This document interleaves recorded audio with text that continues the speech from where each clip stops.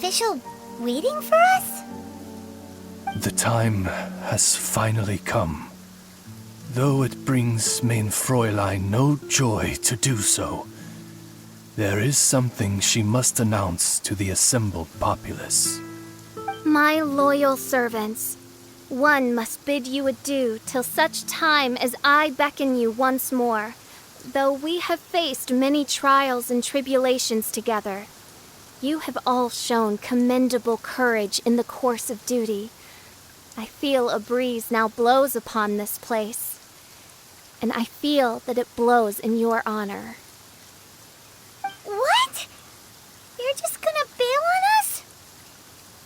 With the arrival of this giant meteorite, many more people have succumbed to the slumber. Strong as the soldiers may be, they are struggling to cope, and there is demand for volunteers everywhere we turn. Main Fräulein and I shall tend to the victims on the soldiers' behalf.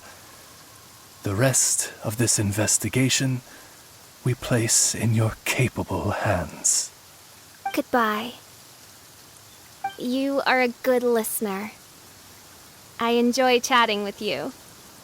To be honest, most of the other adventurers in the guild only ever talk to me when they want to hear Oz's reconnaissance reports. This little journey we had, it was a great adventure. I'm just sorry that it has to end so abruptly. Huh? You're talking a little weirder than you normally do. Oh, yikes! What am I doing? I totally broke form! What Main Fräulein means to say is that the mystical mysteries that vex and perplex are bound to be effortlessly extinguished by the advent of your commendable courage and wondrous wisdom. And now Oz's translation is the one that sounds all kooky. Main Fräulein simply wishes to say that she has every confidence that you will arrive at the truth of this matter. Ahem. Most indeed. My dear attendants, I hereby charge the Ritter der Verurteilung with leading you out from the darkness, back into the realm of light. Who are you calling your attendant? We will meet again. Once this matter is concluded, I propose that we all get a drink together. Well, now we're 2 people short.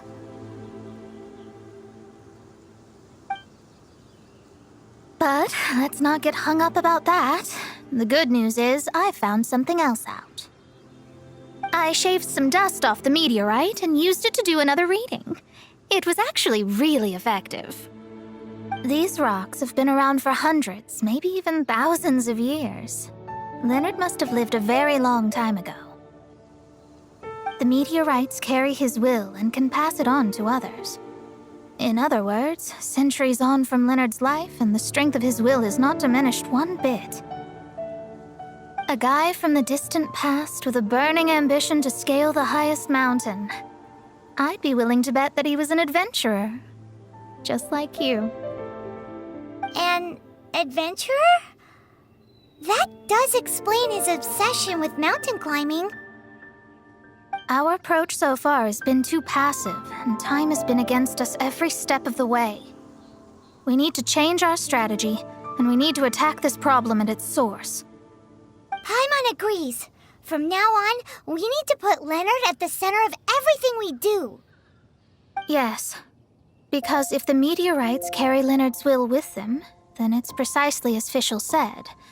The rocks are, in a sense, a curse. I'm a little incredulous, but it turns out her blind guess was actually spot on. No, I'm a respectable astrologist, and I shouldn't stoop to that kind of criticism. Anyway, all we need to do now is remove the curse. Okie dokie. Since we've got a historical adventurer on our hands, Paimon thinks we should pay a visit to the Adventurers Guild.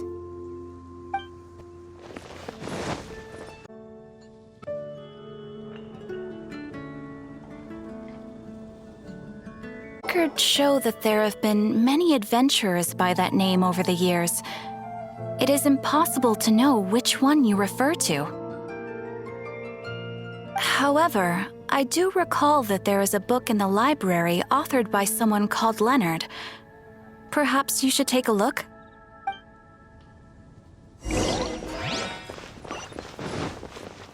Author Leonard. Where are you, Leonard? Aha! Gotcha! The index says that Leonard's book should be in the northwest corner on the top floor of the library. Northwest corner. Should be right over there. Found it! Of Mountains and Seas, a guide for adventurers written by Leonard. But the words have faded, and there are even pages missing. Paimon's got no hope of reading this.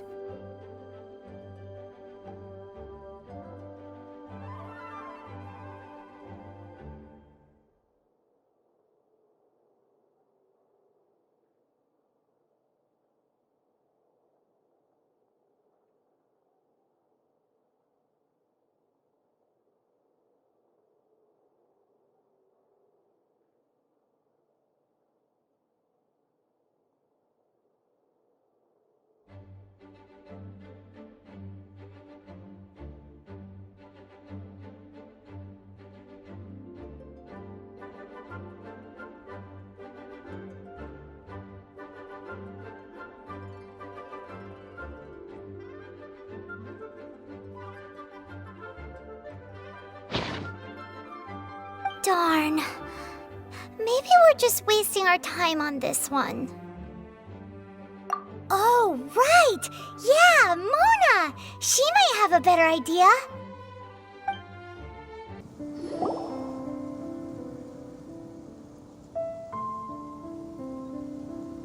Look what we found! Leonard wrote a book! Ooh, let me see.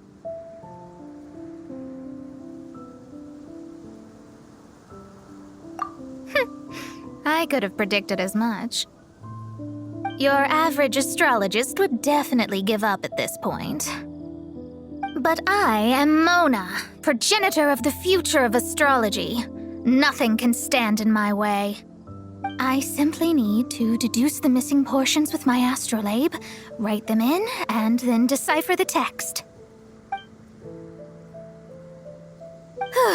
Finished at last. So what does it say? Just as I thought. Leonard was an adventurer who lived 2,000 years ago. His lifelong dream was to reach the summit of a mountain called Pylos Peak. 2,000 years? So the constellation that caused the meteorites is from 2,000 years ago? Somehow, for some reason, this constellation was summoned down from the sky. I suspect that the Fatui have something to do with that part. Paimon thinks so too. Whenever something shady happens, you can bet the Fatui are involved. The meteorites harbor elemental energy, which radiates out and lulls people to sleep by some means akin to hypnosis. And if I'm guessing correctly, there should be some sort of core meteorite among the bunch, within which is a crystal that harbors Leonard's spirit. Well, if I were Leonard, I would want to make sure the core lands right on the snowy summit that I never made it to while I was alive. So the core should be at the top of Pylos Peak? Where is that? Paimon's never heard of it before. It's the first I'd heard of it too. So I compared the map from the book against the current topography of Mondstadt. Apparently, Pylos Peak no longer exists. Are you trying to say that the tallest mountain Paimon's never heard of just disappeared? I once read somewhere that the Animo Archon, Barbados, once used his divine power to mobilize the winds and blow the ice and snow from the face of the earth. The whole landscape of Mondstadt was changed in the process. The mountains of that age were replaced by the vast stretch of ocean we see today. Still, a mountain that high, drop it into the ocean and it'll still leave a trace. The summit still reaches just above the water's surface, so the place known as Pylos Peak in Leonard's day is today known as Musk Reef.